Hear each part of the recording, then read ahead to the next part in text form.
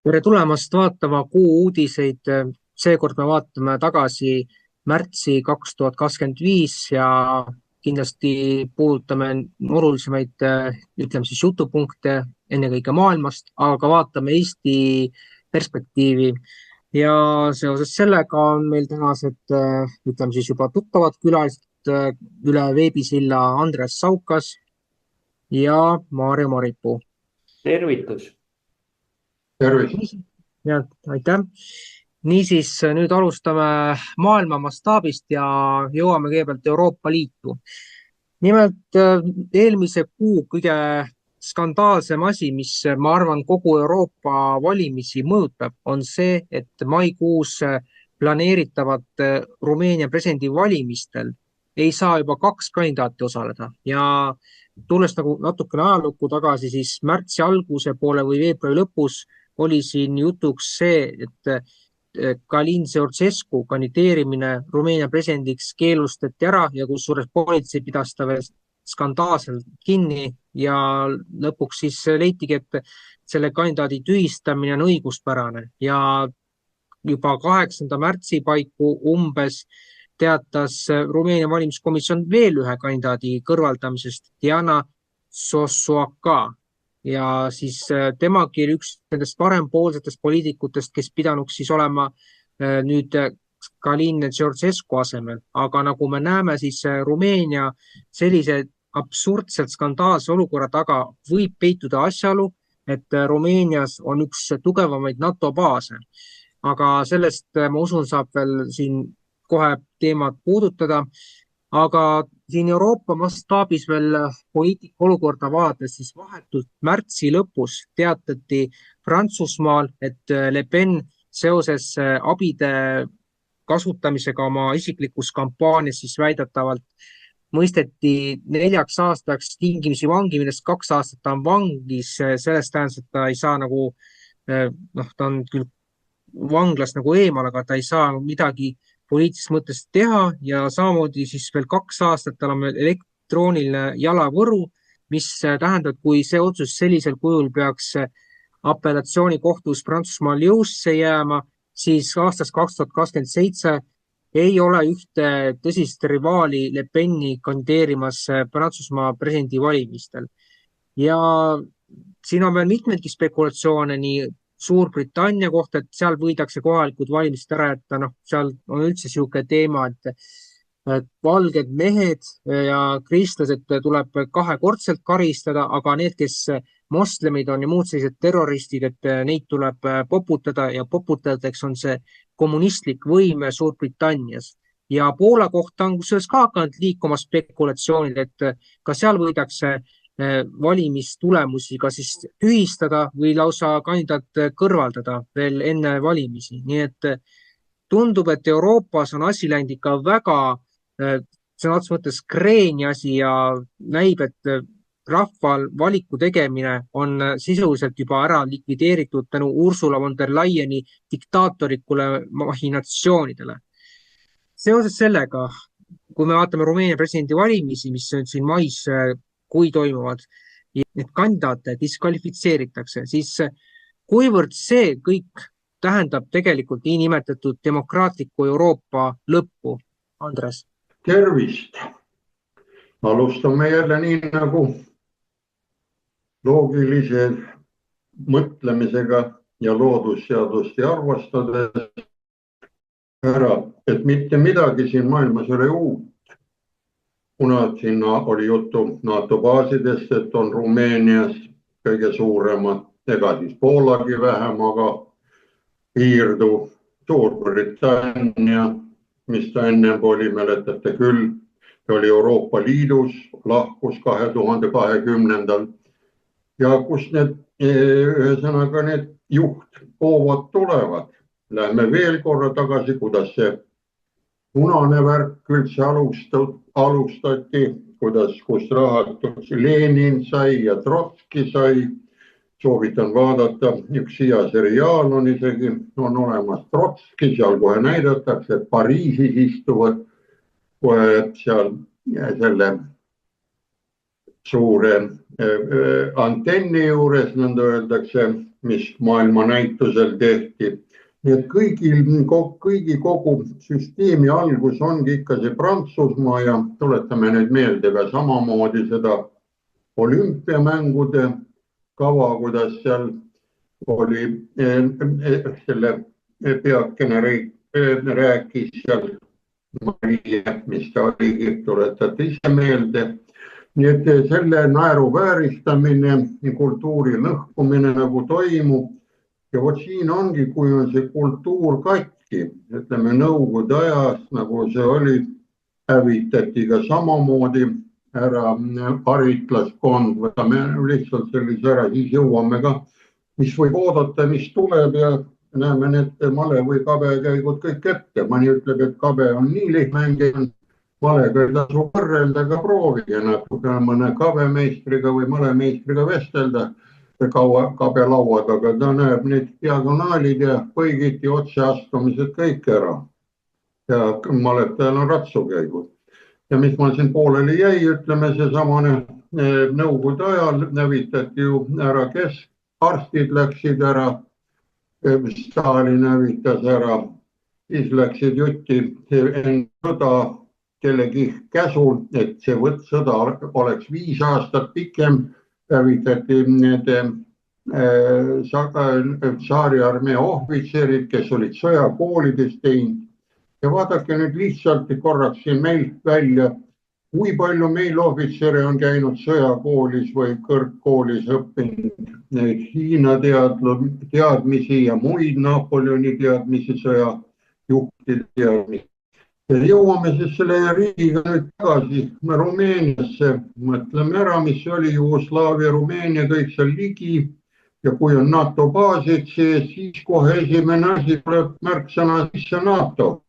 Ja NATO, milleks loodi, sellest on ka räägitud mitmed saated või ka on niimoodi ära loodi ju esimene sekretär ära, et Ameerika, USA oleks Euroopas sees, Nõukogude Liit ei saaks Euroopasse edasi, kuna ta võitis selle koha ära, ju maailmas ta jõudis ju Elbe ja sinna Berliini ja kõik välja, teiselt poolt tuli see nagu sõbralik rinne Prantsusmaalt nagu jooksis läbi selle aja, sest see pidurdamine oli teisel pool ja kolmas, milleks NATO loodi, see oli Saksamaa, et oleks alluvuses. Ja kuna nüüd näete, Ameerikas asjad juba liiguvad õiges suunas, pendel on seal jõudnud lõppu, paljud räägivad küll sedasi, et mis see on, see Trump seal president natukene on, see üks olukord on muutub, aga miks sa arvad, et ta ei või siis teist korda olla, et muudetakse ka nende konstitutsiooni ja põhiseadust natukene, kuna kui nähakse, et olukord läheb õieti rööbastele, rong liigub õiges suunas ja kui tõesti ta ei saa, siis temal on ju järelpoisid olemas, kes jätkavad seda sellist lolliks minemise traditsiooni katkestamist. Ja võtta siin tuleb nüüd Suurbritannia, rabelevad, nendel on energiakriisiga praegu, kui see VPN-i loete, ei ole ka kõige paremad, nad on kaablitega ühendatud, nad lõhkusid kogu oma selle söö kütmise ja elektri tegemise ära, see tuleb üles taastada. Poola, ütleme, on ju kogu aeg olnud siin sajandite vahel sõdindi Leedu ja Poola värgid. Nendel on, see on nagu vere sees kogu aeg segada. Ja jõuame siis siia poole, nii et Le Pen, ütleme, neid ei lasta praegult, siis Poolas ka, kui toimuvad ära neid lasta õigeid inimesi või neid, kes muutab. Ja soovitakse hoida seda ebatasakaalu olekut. Ja kui vaatame mõnda aega tagasi, kuidas meil siin Nõukogude Liidus oli, me olime ka 15 vabariiki ja arvestage kõige paremas või kõige sellises soodsamas olime ikka Eesti. Me olime kõigile, kui igale poole sõideti, siis ei öeldud Eesti ja Eesti sõnavõtjate ja ansamblite, ükskõik läks see Gunnar Graps või Jaak Joala. läks sinna, siis võeti müts maha ees ja ära või Jaak või siis Georg Ots, mõelge, Paul Keres, kõiki tunti. Ja tuntakse siiamaani, kui hakata vaatama, et ei ole, sest nad oma kultuuri ei ole ahju visanud. Ja kuna meie need mehed olid ka seal kultuuri osas, siis tänu nendele säilib meie kultuur praegu. Sealt kaudu saame küsida mõne aja pärast asju, mida meie ei mäleta. Me oleme need hävitanud need vaikselt ära, sest siin eelmine aastagi prügikasti kõrvalt, ma nägin raamatukogu kõrvalt, ma ei hakka ütlema, mis on, ta on ühtlane. Kadusid need samad raamatud, mida kirjutati just nende sundüürnike kohta ja need täitsa uued köited. Ja meie oleme praegu samas süsteemis, et kuidas see mõõtmine käib, nendel tehakse praegu näete sellise kirvetööga, aga meil prooviti teha ja lükata sisse e-valimistega. Noh, mis vahet siin on? Ei ole. Ja kui me nüüd toomegi selle asja ära ja et siin hakkab see Euroopa nagu demokraatia kaduma, ei kauda kuhugile. Et mõned väiksed kohad proovitakse hoida veel paigal ja kui nüüd ütleme see NATO, nagu oligi see jutu, USA läheb ära, tema oli selle looja, tema ju selle teise maailmasõja peal tegi, läheb ära, ta läheb oma sõjaväega ka minema siin. Siit ära ja siis, kes tahab siit NATO-t mängida, miks ma niimoodi ütlen, mängimine on selle pärast, kui sul relvi ei ole ja välja õpetatud meeskonda või naiskonda ei ole, siis ei tule selle sõjapidamisest välja, see tuleb ju liivakasti mäng. Ja kui on antud relvad ka oskamatutesse kätesse, nendega lõhume iseennast ära, see samane, kes ära ja seda ma nägin Nõukogude Kroonus ka, hakkas seal karabiniga mängima, pani suu juurde, lõi põrraki vasta maad ja aju oli läinud ju. Ta ei kontrollinud üle, et üks padrun oli sisse jäänud sinna lukku. Võttis küll 5 tükki küljest ära, aga 4 oli sees ära, 5 oli juba rauas.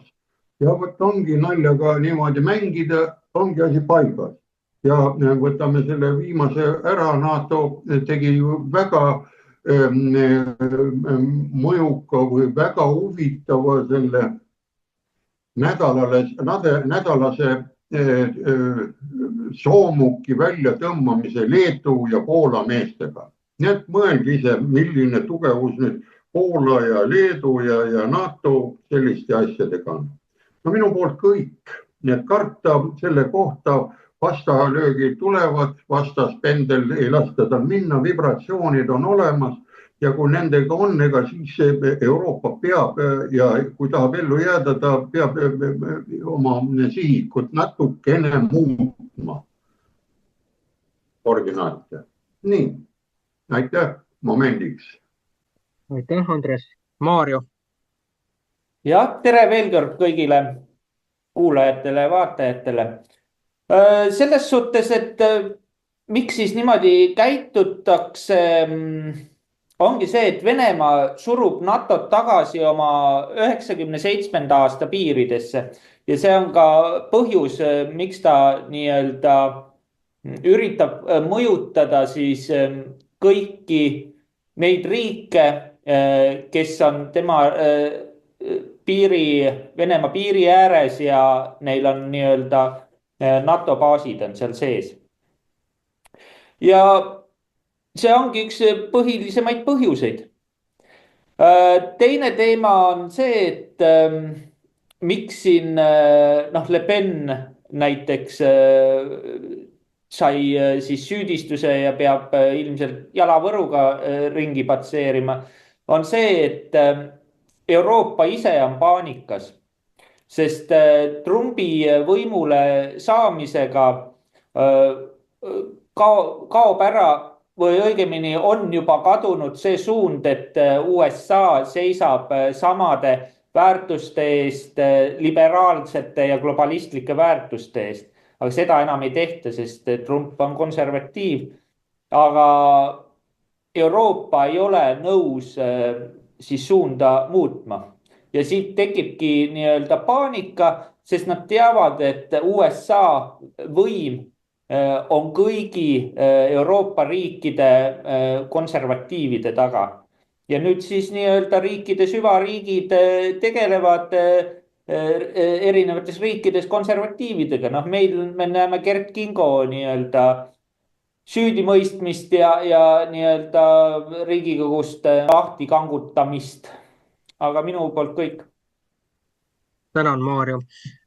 Siit nüüd veel paar sellist mõttekäiku enda poolt ja alustaks maailma mastaabist. Kui me vaatame seda, mida siin osundati, et NATO tahetakse tagasi suruda 1997. aasta piiridesse, siis siin nagu tuleb vaadata tagasi ajalukku. Juba aastal 2007 teatas Putin, et siit mitte sammugi enam, et enam ei tohi laienemisi toimuda. Keegi teda ei kuulanud ja noh, mis see endaga kaasa tõi konfliktid Gruusias ja siis hilisemalt Ukrainas ja mitmed muud taolised konfliktid ja eks see, millest see 2022 asi pihta hakkas, oligi see, et lääs otsustas kollektiivselt ignoreerida Putinit, et Putin käis omad ettepanekud välja 21. aasta detsembris ja noh, tänaseks me teame, et kuna seda ka siis ei arvestatud, siis nüüd me näeme tagajärgi põhimõtteliselt ja neid tuleb veel järjest juurde.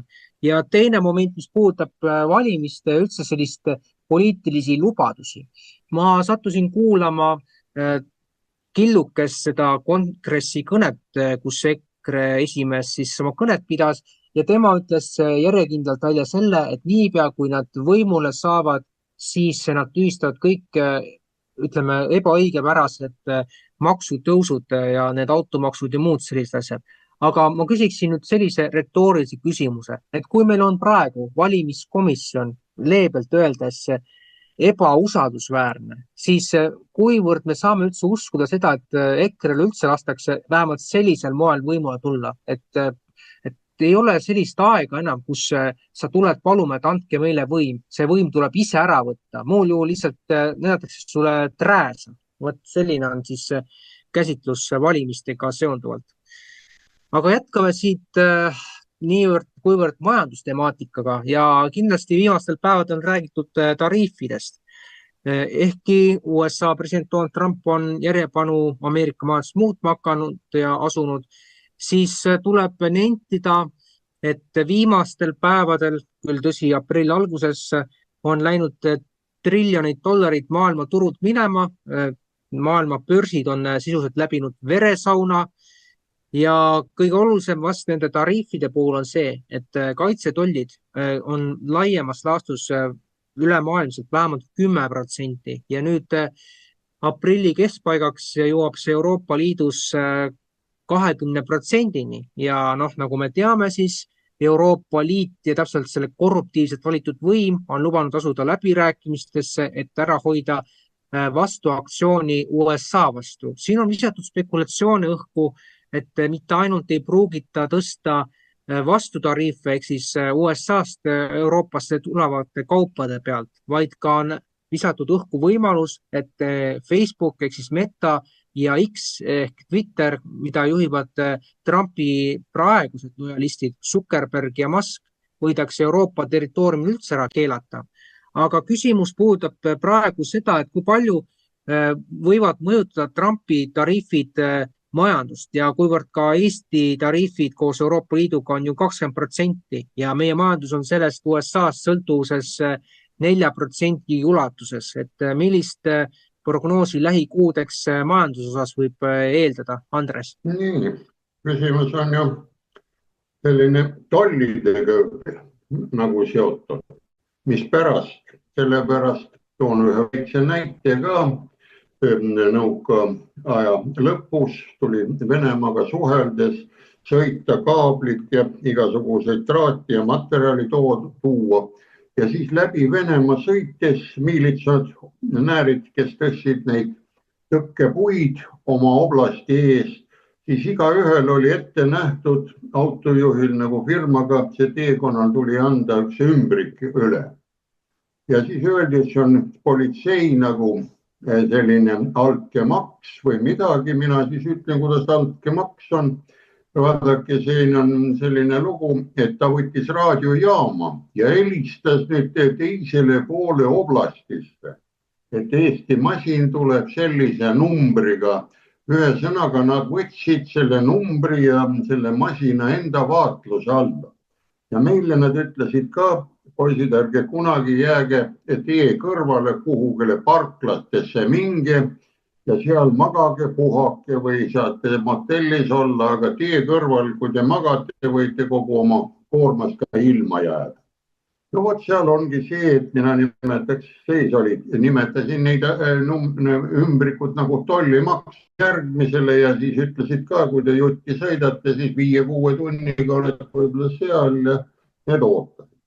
Aga nüüd, et tollimaksud, mis on, need on sanktsioonid ja soovitan inimestel ikkagi lihtsalt selline sõna nagu PIE, E2 ja E vaadata, see on värsked uudised kõik nendest tollide maksudest, see on Petersoni nimeline instituut, kus on sanktsioonide raamatust, ma olen rääkinud, see on Petersoni Instituut for International Economic ja see raamatus on majandussanktsioonid läbi vaadatud, kus vaadati 100-aastaseid sanktsioone. Ja vaadake, siin on üks huvitav asi, et nad hakkaksid ise mõtlema ja toimetama. Et ma kuulsin ka imelikku huvitavat väidet, lugesin ka lehest, ma sellest aru saanud eesti keeles, Kajaken ütles ära, jälle, et käed tuleb istmiku alt välja tõmmata. See mulle kuidagi ei ole, ma olen kuulnud, et on selline väljend, et istudes käed rüppes, et mitte midagi teha. Ja vot siin ongi, et näete, nemad jõudsid selle sanktsioonide juhtumid, mida nad uurisid 2000-ni ja siin on ühes kohas, näete, kui paneme sõbralile riikidele sanktsioonid peale, siis edu on 50%. Neutraalsetele riikidele on 33% ja vaid 19% läheb kasu läheb vaenulikele riik. Ja kuna nüüd pandi need sanktsioonid peale, see paneb kohe tööle. Tuleb muidugi väga suured sellised huvitavad variandid, pankade hakkavad kinni minema ja tuleb ise hakata mõtlema, aga see ongi see põhimõte. Natukene ajalukku tagasi, nõukaajal oli ka selline huvitav päev, oli laupäevak oli ka aprillikuus, kui istati eelmise aasta grammi. Ja vot, ütleme, sanktsioonid või siis need tollimaksud, need on vajalik aeg-ajalt panna kõigile komps peale ja hakatakse tööle. Sest kui on vana sõna ütleb, et sellises variandis, et jõud ja vastujõud on füüsikaseadus, kui panti toll peale, tuleb tolliga võidelda, mida mõttu, aga hakata ise tööle ja teha see kaup odavamalt välja, saad ise hakkama, ei ole talt vaja seda osta. See ongi see asi, et igaüks, nii nagu meie sööme praegu, igaüks sööb oma kõhutäie. Ma ei saa teise mehe eest süüa või mõni saab, proovige. Ja teine asi, ma ei saa teise mehe eest kempsus ka ära käia. Tuleb ise võtta. Ja vot see hindade muutus on selles suhtes täielik õige tegevus praegu Trumpilt. Sest temal on, ma ütleme kohe, ta on raamatupidamist tunneb, nii nagu Indrek Neiveltki siin mõni aeg, et Eestil on vaja peaenergeetikut ja pearaamatupidaja. Ja oskab hinnad kokku, siis vaatab, millise liigiga, milline on odavam, sellega tegeleme. Mitte ei jookse otsi mingid rohetiigrid mööda metsa taga, kui meil tiigrid ei ela, külm ilm on, või siis rohejäljega maadleme siin, või otsime siin punaseid asju midagi taga, need punamonumente, meil on jule palju tegemist siin ära. Ja siin ongi just seesama, et kui need tollid tulevad peale, normaalse süsteemil ei tule need monumendid välja, olgu nad punased, sinised, kollased, las nad seisavad, sammalduvad järgmiste põlvkondade jaoks või on need matmispaigad keskajas, näete, ajalugu sellega säilib. Inimene või see loomaliik hakkab enda eest võitlema. ja kui nüüd praegult näete, mis see tollid esimene raksuga tegi, nafta ja kütuse hind kukkus alla. Ja mis see teeb, sellega saab ju elektrit odavamalt toota. Nii et sa saad seda kaupa ise teha, aga kui sa oled unustanud, mida siis tehakse, siis tuleb osta ju. Ja kui öeldakse, et lollilt tulebki raha ära võtta, targalt võtad raha korraks ära, ta vaatab, läks. Ja mis see raha praegult värk on meil, see on kasiino ju. Kõigile pandi praegult kasiinomaksud peale, need automaksud ja kõik need on ju tegelikult kasiinomaksud, et see maja elaks, maja võidab, aga inimene seal mängijana ei võida. Ja et ellu jääda ongi ainukene lugu jõule on vastu jõud, mõelge, mõttejõud on olemas, on füüsiline jõud, mis jõud veel on, loodusjõud on ka olemas, aga nendega ei tasu võidelda, tuleb neid ära kasutada.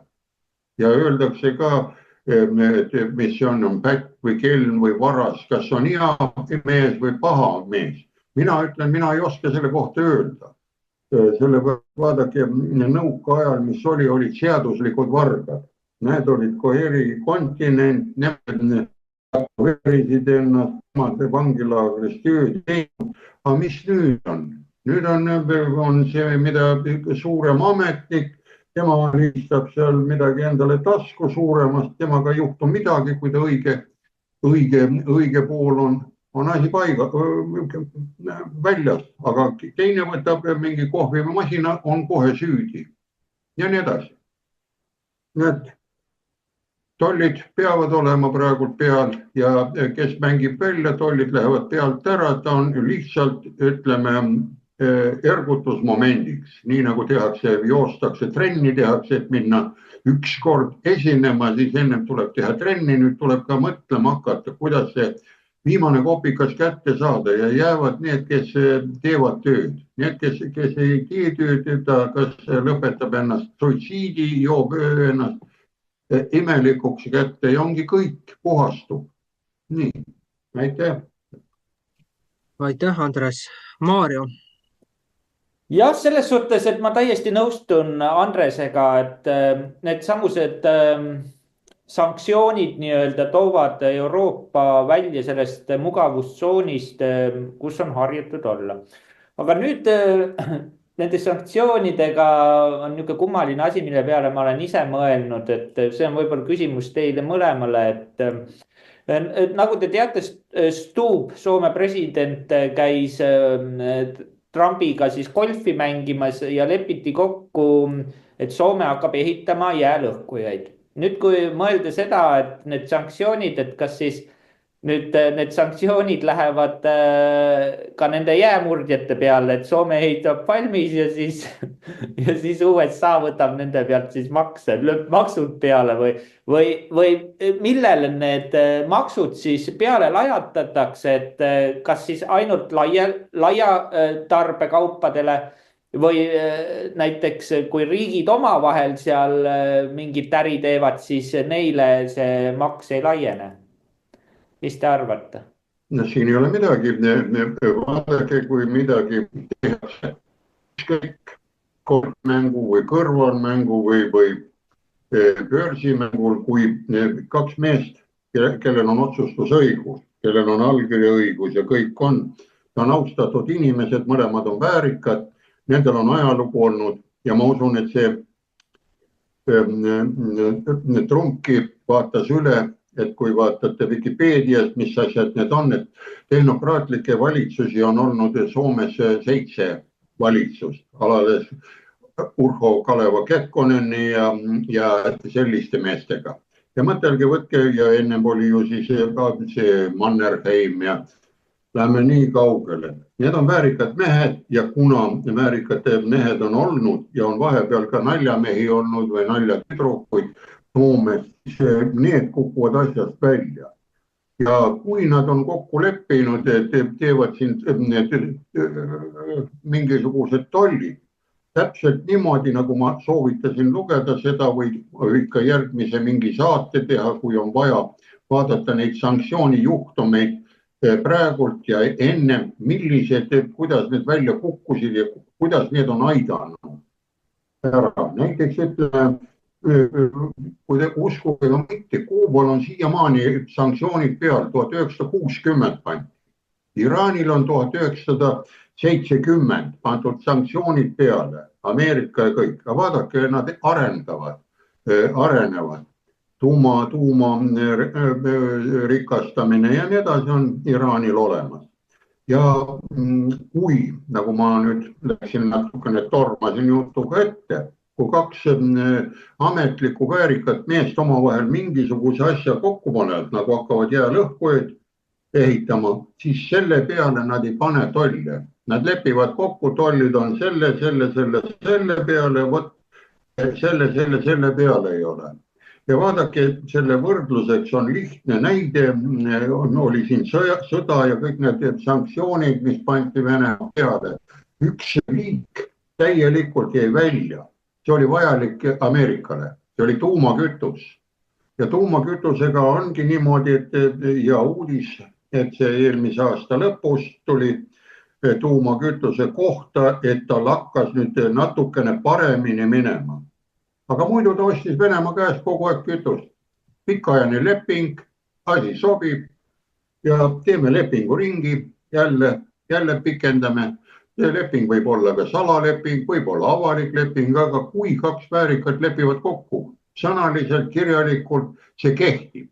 Aga mis meil on, läheme sinna Riigikogusse, valime ükskõik kelle, tal ei ole tehnilisest taipu, tal ei ole majanduspidamistaipu, ta paneb käe sinna konstitutsiooni meie keeles põhiseaduse peale, ütleb, et ta vastutab, tal on suured vastutusalad, siis lastakse lahti, mitte keegi ei vaata, mis ta on teinud, miks ta neid kuluhüvitisi ja ülejäänud asju kõiki on kulutanud ja mingit kasu nagu ei ole tulnud ja kirjutavad alla need igasugused ära. Vot see ongi see pool. Ja miks siis Trump ei ole Eestisse tulnud, ongi see ajalooline taak, mis meil peal on. Meil ei ole mõistusega mehi või naisi sinna ette lubatud jääda. Kui läheb keegi, kellel on natukene tegevust, kellel on ärisoont, võtame siin meil Harrigi Raudvere välja, küll klopitakse, ühtepidi klopitakse aastaid tema 1, 2, 4 tuuliku pärast, aga nüüd on terve Eesti on tuulikud täis.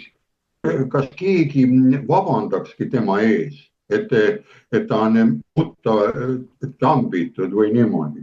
Aga ta on niivõrd uhke ja värkas, et ta seda vabandust ka ei taha, ta elab lihtsalt ära ja ütlebki niimoodi. Ja vot see ongi selle samane vastus, et mina arvan, et need jäälõhkujad, need lähevad ilusti käiku ja mis veel huvitavam võib olla, et see teema tuli üles.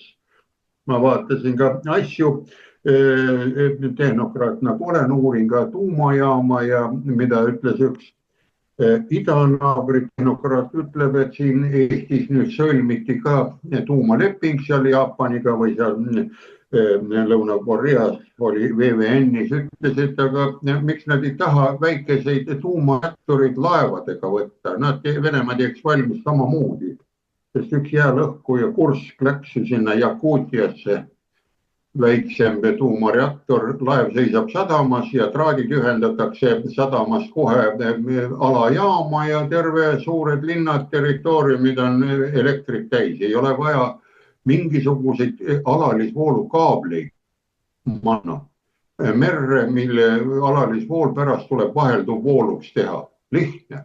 Ja vot mina ka ei saa sellest aru, kui on siin ära ja saabki jäälõhku ja peale panna ka ju tuumareaktor, mis toodab eraldi, mitte ei sõida, vaid toodab seal. Ja kui vaja, sõidab väikse põdinaga teisse kohta, kus vaja on ja annab sinna voolu. Nii et lepingud on lepingud suurte vahel, nagu ma nüüd lõpetan ära, on olulised ja nad töötavad. Aitäh! Aitäh!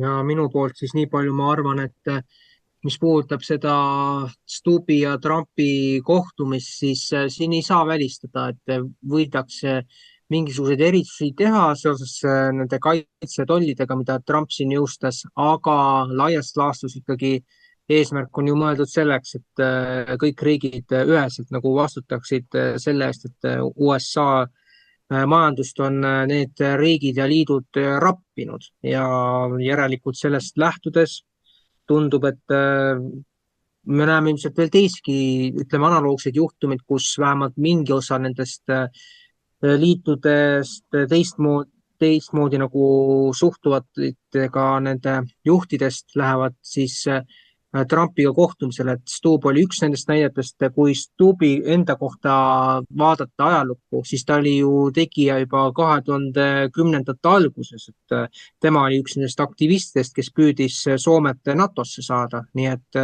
see on omaette paradoks, et nüüd täna ta tegutseb teatud narratiivi mõttes vastuvoolu sellega, mida meil siin Eestis räägivad tühikargajatest Euroopa välisesindaja ja siis Tsahknad ja siis igasugu Mihkelsonid. Aga see on nüüd üks selle asja tahk. Teine tahk võib olla seonduvalt sellega, et eks siin me näeme mingisuguse aja jooksul täielikku sellist muutumist, et nagu siin Ruttegi ju muutis oma suhtumist võrreldes selle ajaga, mil ta sai NATO peasekretäriks, et siin oli lausa jutuks, Venemaaga tuleb hakata asju ajama ja senisest jäädamalt ja see ei läinud üldse positiivselt peale neile, kes räägivad muudkui sellest, et Venemaa peab kaotama ja teda tuleb tükeldada. No see on mingisugune nagu aju surnu agoonia, mida räägivad need Eesti klikipoliitikud, kellel pole midagi muud teha, kui lihtsalt ajada sellist, noh, vabandust väljenduse pärast kelbast suust välja, et selles osas,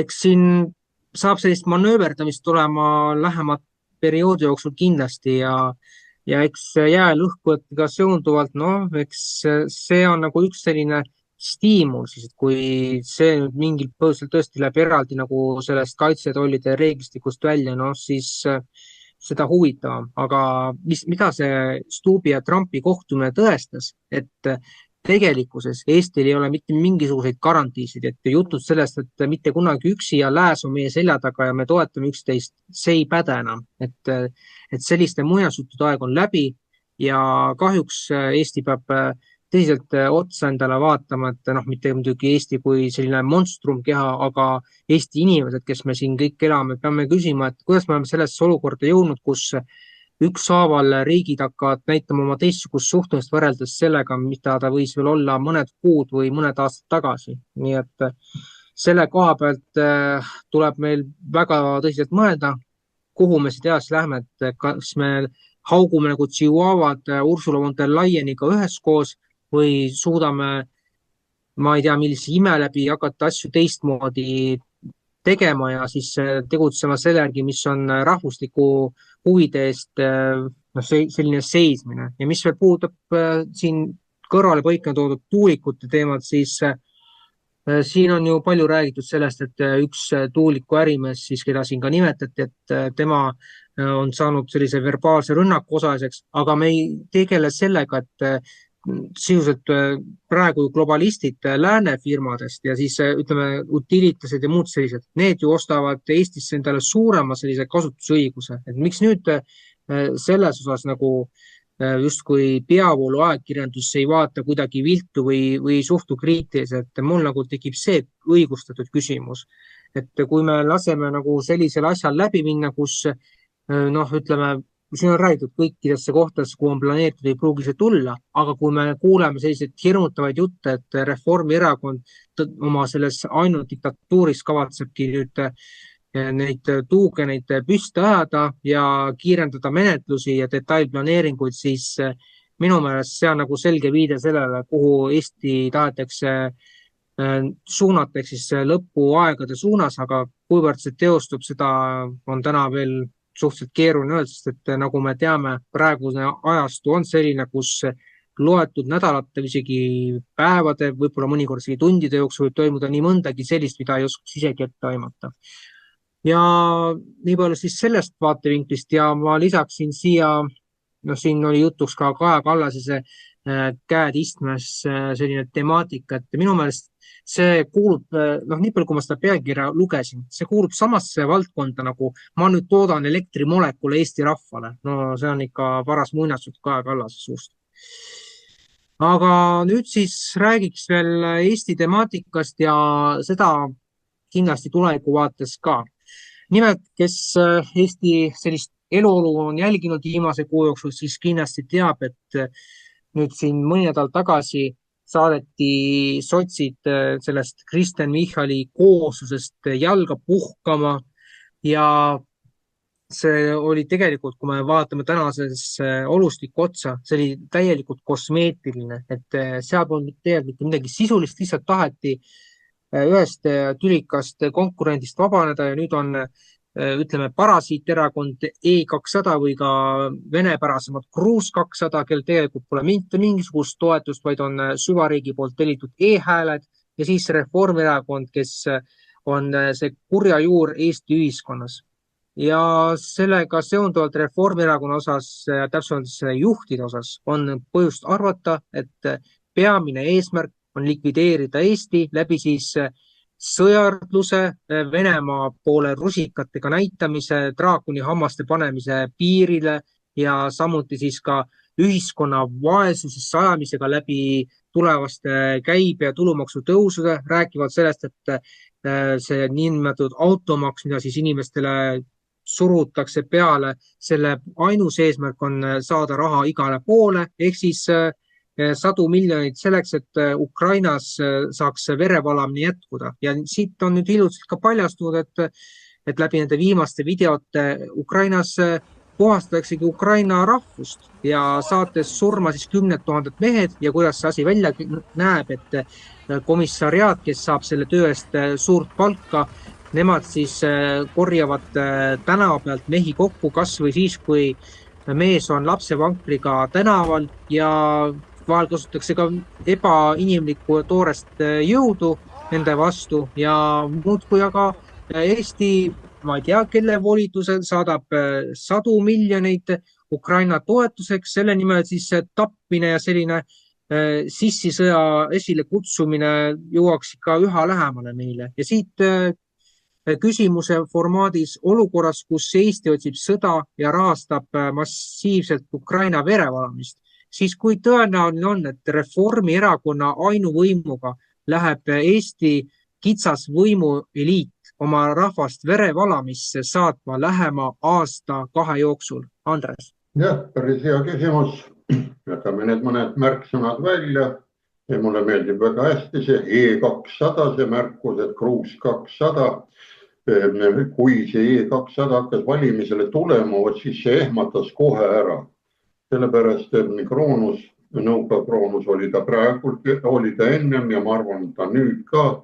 Kruus 200 tähendas meest kinakirstus ja seda ei avatud kunagi. Ja kui mees lendas tükkideks, arstiga ma räägin, et mis siis on, seda jääbki Kruus 200 ja ainult perekonnale saadetakse medalid ja raha ja auhinnad ja nii edasi, nii edasi. Ja teine on siis Kruus 250, et inimestel oleks natukene ilmaringi raiendamine, et sõjasaladused on sees. 250 oli raske õnnetus.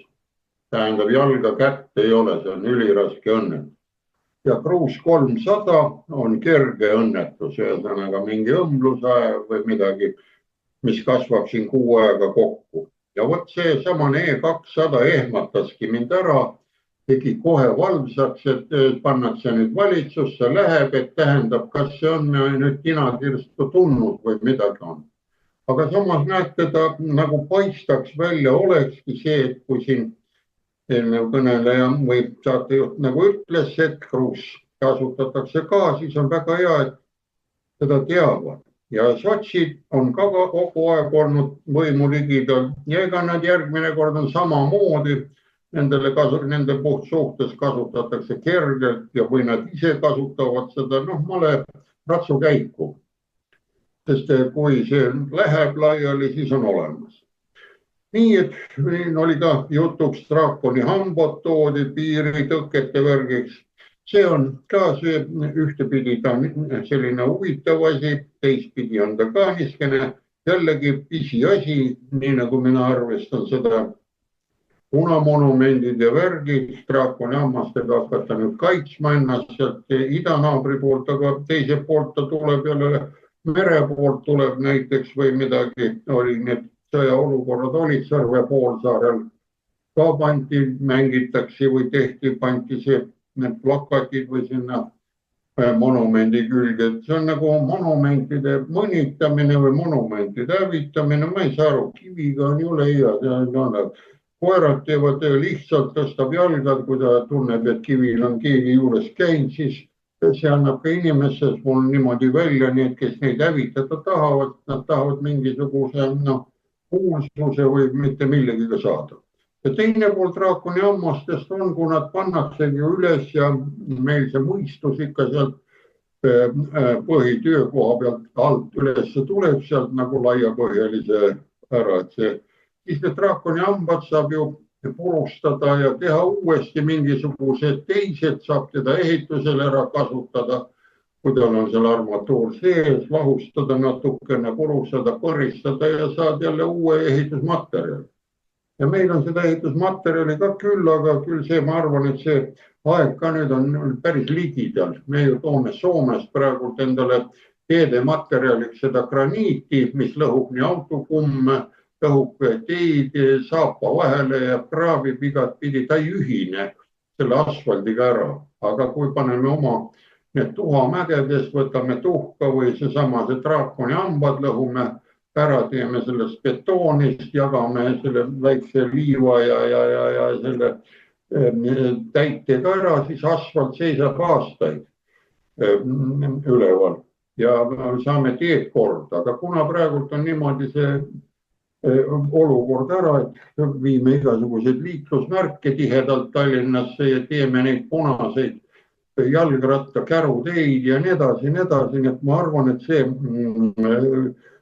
ammuki jooks mingil ajal nüüd lõpeb. See ei ole üldse enam, ei ole raha võib panna, mängida seal mängupõrgus, see on põrgumäng, aga see tuleb laksuga selle mängijale tagasi. Et arvestage need, kes sellega praegu ligidalt tegelevad, see viina on hea võtta, ma ütlen niimoodi, aga kui teda võtta iga päev, siis muutud alkohooliku. Ja lõpuks enam ei tea ise, muutud ise draakoni hambad. Sellest ma siis niimoodi räägin, et asi kõik kordub ja ega siin ei olegi midagi. Sotsid on jälle varsti tagasi ja nii edasi. Kui me seda oma valimissüsteemi ja neid lubadusi ei hakka kuidagi moodi peale õhusooja ja jutu ajamistasemel midagi välja ei mõtle. Sest ma ei kujutaks ette praegu, kui toon väikse näite ka, nüüd oli hiljuti täitsa imestama, võtab Andrus Veerpalu aastaid juba üle 50 või varsti 60, võidab Eesti meistrivõistlused suusatamises. Inimesed, saate aru, mis teda hoiab, vana rasv või tal ei ole, vanadus hoiab või, aga mis ta teeb, ta ei aja suust udu välja või sudu, vaid tegutseb füüsiliselt, teeb seda trenni, et hoida ja ta läheb ajalukku, aga mäletate mõnda riigiametnikku, kes eelmine kord oli või üle-eelmine kord, mina küll ei mäleta. Vaat niimoodi. Tänan, Andres. Ja Maarjo siis, palun. Jah, selles suhtes, et mina näen seda suures plaanis kui uut külma sõda, mis ei ole enam USA ega Nõukogude Liidu vahel, vaid nüüd on Venemaa ja Euroopa Liidu vahel. Aga nagu me teame, endise külma sõja lõppedes, mis sai kogu sellest tehnikast, siis suurem osa läks utiili. Aga kes sellest võitsid, olid relvatöösturid ja ärimehed, et see oli kuldaeg relvatööstuse meestel ja muidugi Nõukogude Liidu lagunemisega oli siis relvaärikatel teistpidi kuldajastu, sellepärast et kogu seda manti, mis oli toodetud, siis hakati Nõukogude Liidust laiali jagama igale poole ja tehti uus klots kokku. Aga mis puutub nüüd nendesse igasuguse draakoni hammastesse, mis Eesti teeb ja tugevdab seda piiri, hea küll. Et noh, selles suhtes on ta hea, sest ennem seda piiri üldse ei eksisteerinud, et sealt võis läbi joosta ükstapuha kes, on ju.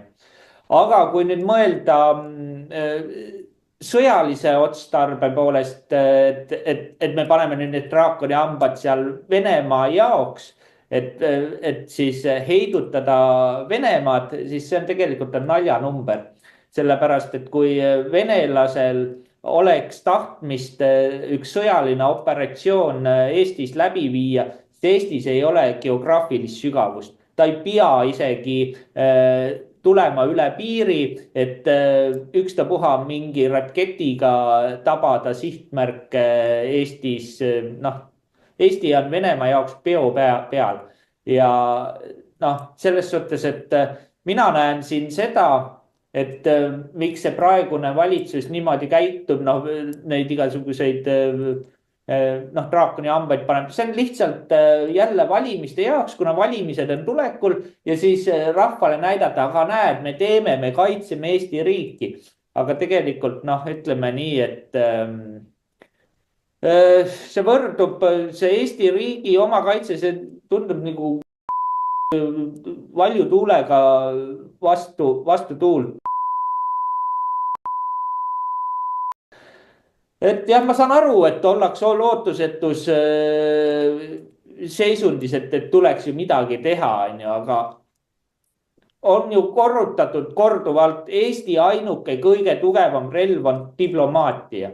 Sest me oleme nii pisike riik, et noh, lihtsalt meil ei ole mingit muud võimalust. Sõjaliselt me ju Venemaad kummuli ei lükka. Et jah, selles suhtes minu poolt kõik, aitäh. Aitäh, et selle koha pealt siis nagu on aru saada, praegune see võlts valitsejate klikk, kes siia veel nii-öelda administreerima on jäänud, et ei tea, kaua neil seda aega siin on, aga kindlasti nad püüavad siin veel sellist kaost külvata, iseasi, et mis sellest kõigest edasi saab ja arvestades, et nii-öelda relvatööstus on alati sõdade pealt raha teeninud, siis vähemalt praegusel hetkel tundub, et enamus rahvast suhtub sellesse ikka üsna passiivselt, aga kas see hakkab mõjutama siis, kui juba kodud lähevad käest, kus siin ju räägiti sellest, et seoses selle piiri nõndanimetatud rajamisega inimesed loobuvad lausa kinnisvarast. See näitab, et kuivõrd kergesti on inimesed tõmmatavad, sellest on väga kahju. Ja lõpetuseks selle Cruise 200 kohta, no siin täiesti selgelt juba see asi oli näha 2018, lõpp 2019, et tookord nad ju parlamenti ei saanud, aga 4 aastat hiljem see, et nad said, see oli puhtalt nagu tänu selle, et aidati nagu võltsimisele kaasa ja noh, paratamatult üks häälte magnet osutus ju lihtlabaseks kelmiks ja siis tõmbas uttu 4 tuule poole, nii et see näitab ju, kuivõrd need asjad on omavahel niivõrd seotud, et nagu öeldi nüüd hiljaaegu Euroopa Parlamendi seal kuulamisel, kus siis seal üks saadik Kaja Kallasega rääkis, kus Iisrael ja Euroopa komisjon teevad koostööd omavahel, et kuidas nad koostööd teevad, partnerid kuritegudes või, et samamoodi praegused need võimukliki esindajad, nad on partnerid suurkuriteos. Kas see suur kuritegu lõpetatakse ära, see on juba ennekõike rahva enda teha, kuni pole rahvast siit lõplikult laiali läinud. Aga see oli siis meie seekordne saade. Aitäh kõigile osalistele ja loodame kohtuda siin mai alguses. Kõike kaunist!